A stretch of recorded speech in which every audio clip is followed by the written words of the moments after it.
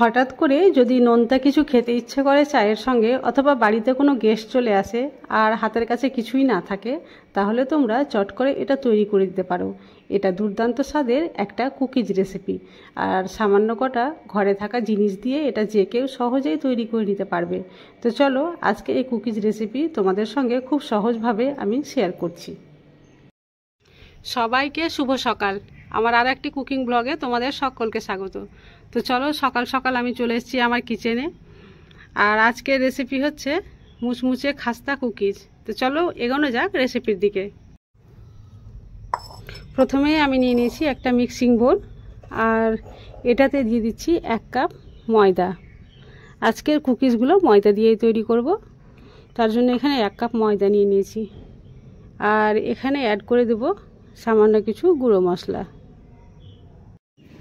দিয়ে দিচ্ছি স্বাদ মতো লবণ, সামান্য পরিমাণে কালো জিরে, তারপরে দিয়ে দিচ্ছি জোয়ান, খুবই কম পরিমাণে দিয়ে দিলাম খাবার সোডা। এবার সমস্ত শুকনো উপকরণ এইভাবে একটু হাত দিয়ে মাখিয়ে নিতে হবে, যাতে সবগুলো খুব ভালোভাবে মিক্স হয়ে যায়। এবার আমি এখানে অ্যাড করব সাদা তেল। এখানে আমি 1 টেবিল চামচ সাদা তেল দিচ্ছি। এরপরে খুব ভালোভাবে হাত দিয়ে এইভাবে একটু ময়াম দিয়ে দিতে হবে। এখানে সাদা তেলের পরিমাণটা খুব বেশি লাগে না, 1 টেবিল চামচ দিলেই যথেষ্ট, তাই 1 টেবিল চামচই দিলাম। আর এইভাবে একটু ঘষে ঘষে ময়ামটা দিয়ে নিতে হবে। এইভাবে ভালোভাবে যদি ময়ামটা দেওয়া হয়, তাহলে আজকের কুকিজগুলো খেতে কিন্তু দারুণ মুচমুচে হবে। ময়াম দেওয়া হয়ে গেছে, এই যে দেখো খুব সুন্দরভাবে ময়াম দেওয়া হয়ে গেছে। যখন হাতে মুঠো করছি তো মুঠো এভাবে গোটা হয়ে থাকছে, তারপরে যখন হাত দিচ্ছি তখন ঝুরঝুরে হচ্ছে। এই পর্যায়ে আমি এখানে সামান্য করে জল দেব, আর একটা ডো তৈরি করে নেব। জল আমি একসঙ্গে দেব না, অল্প অল্প করে দেব আর ডোটা তৈরি করব। আর একটা কথা অবশ্যই মনে রাখতে হবে, ডোটা কোনোভাবেই নরম হওয়া যাবে না, মানে যেমন রুটি করি আর কি সেই রকম ডো না, তার চাইতে একটু শক্ত রাখতে হবে।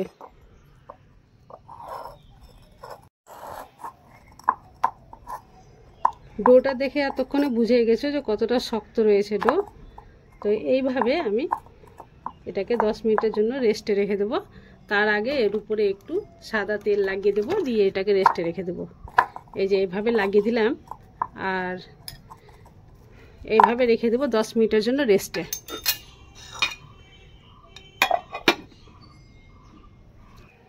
অন্যদিকে আমি একটা ছোট বাটি নিয়ে নিয়েছি, আর এটাতে আমি দিয়ে দেবো 1 টেবিল চামচ ময়দা।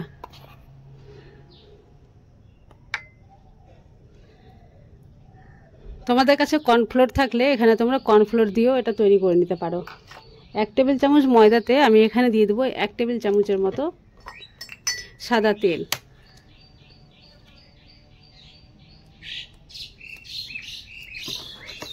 আর তারপরে এভাবে ঘুলে একটা ঘোল তৈরি করে নেব।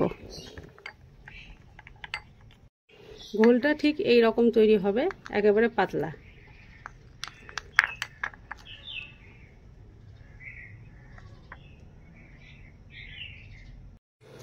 ফিরে আসলাম 10 মিনিট পরে, আর ডোটা একেবারে সফট হয়ে গেছে এখন।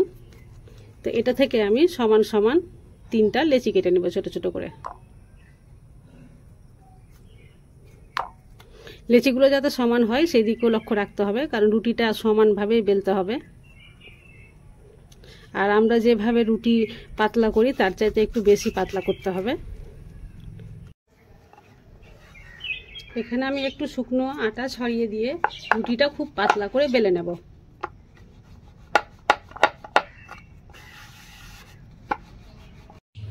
দেখো পাতলা করে রুটি বেলে নিয়েছি, আর কতটা পাতলা হয়েছে তোমরা দেখেই বুঝতে পারছো।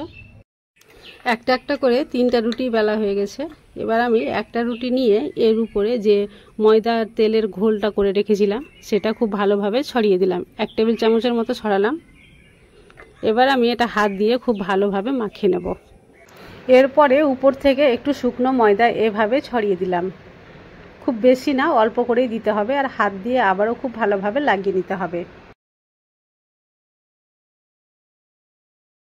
এবার এর উপরে আরও একটা রুটি আমি এভাবে দিয়ে দিলাম।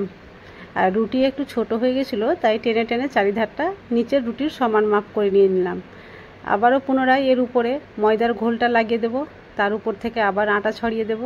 এইভাবে একটার পর একটা প্রত্যেকটা রুটি আমি সেট করে নেব। এখানে যেহেতু আমার 3টা রুটি হয়েছে, তো পরপর এইভাবে 3টা রুটি আমি সেট করে দিচ্ছি। 3টা রুটি এইভাবে দেওয়া হয়ে গেছে। তারপরে এটা আমি এক সাইড থেকে অর্ধেকটা থেকে একটু কম ভাঁজ করে দিলাম, অপর সাইডটা আবার এইভাবে ভাঁজ করে দিলাম।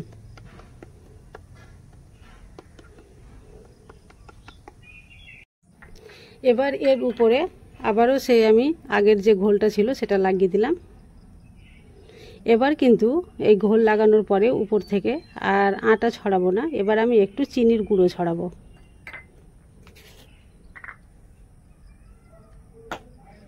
এই যে দেখো, এই চিনির গুঁড়োটা দিলে কুকিজগুলো একটু মিষ্টিও লাগবে খেতে। বাস এইটুকুটাই ছড়িয়ে দিলাম। এবার আমি এই দিক থেকে একটা ভাঁজ করে দেব, আর এই দিক থেকে একটা ভাঁজ করে দিচ্ছি। এরপরে আবারও আমি উপরে ঘোল লাগিয়ে দিলাম।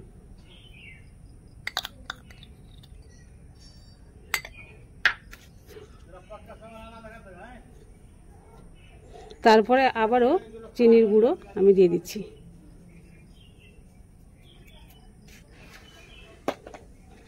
তারপরে এটাকে এইভাবে মুখটা জয়েন্ট করে দিলাম। এবার আমি এটাকে লম্বা এবং চৌকো শেপে একটাই রুটি বেলে নেব। উপর থেকে একটু আটা ছড়িয়ে দিয়ে এবার আমি এটাকে বেলে নিচ্ছি।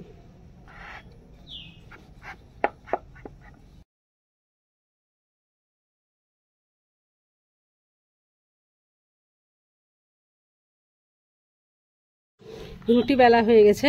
এবার আমি 4 সাইড থেকে একটু করে কেটে বাদ দিয়ে দেব।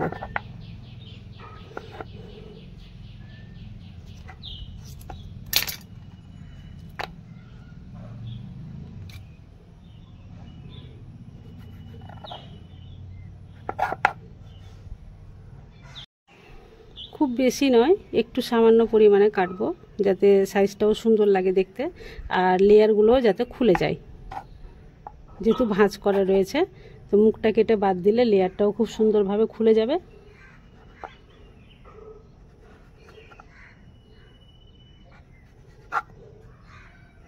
ব্যাস এইটুকুটাই বাদ দিলাম কেটে, আর দেব না। এবার মিডিল থেকে অর্ধেক করে দিচ্ছি আমি।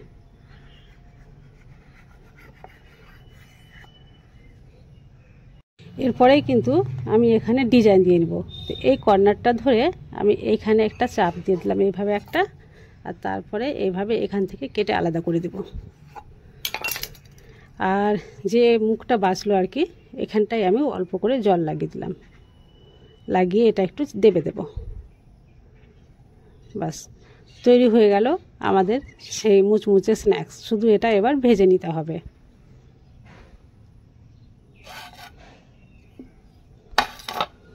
এইভাবে আমি সবগুলোই কেটে নিচ্ছি। আমি আরও একটা দেখাচ্ছি। এই যে এইভাবে মুড়িয়ে এখানে দেবে দিলাম, আর এখানে একটু জল লাগিয়ে এটা কিন্তু এভাবে চেপে দেব। যে দেখো সবগুলো তৈরি করা হয়ে গেল। আমি খুব একটা বেশি করিনি, অল্প করেই তৈরি করেছি। তো এবার এগুলোকে আমি ভেজে নিচ্ছি। গ্যাসের ফ্লেম অন করে আমি একটা কড়াই বসিয়ে দিয়েছি, আর এবার আমি কড়াইয়ে দিয়ে দেব পর্যাপ্ত পরিমাণে সাদা তেল। তেল গরম হয়ে গেছে, আর তেল খুব বেশি একটা গরম করতে হবে না, এই পর্যায়ে কিন্তু এগুলো ছেড়ে দিতে হবে। এখানে আমি সবগুলো একসঙ্গে ভেজে নিচ্ছি, খুব একটা বেশি করিনি, আমি অল্প করেই করেছি। তো একবারেই সবগুলো ভাজা হয়ে যাবে। আর গ্যাসের ফ্লেম একেবারে লো করে দিয়েছি।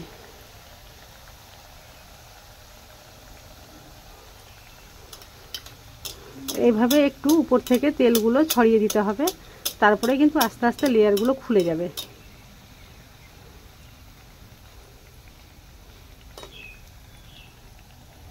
ভাজা হয়ে গেছে আমাদের সেই অসংখ্য লেয়ারযুক্ত কুকিজ। এই যে দেখো কতটা সুন্দর হয়েছে, আর লেয়ারগুলো সবগুলো কিন্তু বোঝা যাচ্ছে। সম্পূর্ণ তেল ঝরিয়ে আমি থালায় উঠিয়ে নিচ্ছি। এই যে দেখো তৈরি হয়ে গেছে অসংখ্য লেয়ারযুক্ত কুকিজ, আর একেবারে ঝটপট তৈরি হয়েছে। মাত্র 5 মিনিটেই তৈরি হয়ে যায় এই কুকিজ। আর কতটা মুচমুচে হয়েছে আওয়াজ শুনেই বুঝতে পারছো। আর আমি তোমাদের লেয়ারগুলো খুলে দেখাবো কতগুলো লেয়ার রয়েছে। তো এই ধরনের রেসিপি তোমরা খুব সহজেই তৈরি করে নিতে পারো চায়ের সঙ্গে সার্ভ করার জন্য। এই ধরনের সহজ সরল রেসিপি আমি প্রায় প্রতিদিনই আপলোড করে থাকি। তো তোমাদের কেমন লাগে অবশ্যই কমেন্ট করে জানাবে। আর এই ধরনের রেসিপি তোমাদের ভালো লাগলে প্লিজ চ্যানেলটি সাবস্ক্রাইব করে পাশে থেকো। আর আগে থেকে সাবস্ক্রাইব করে থাকলে তোমাদের জন্য রইল অসংখ্য ধন্যবাদ।